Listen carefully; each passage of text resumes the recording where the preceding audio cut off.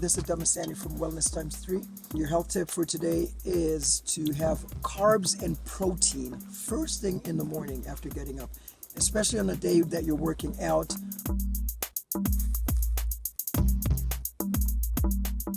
Especially for you athletes. So make sure you have your carbs and your protein combined together. And that could be in the form of a dinner meal.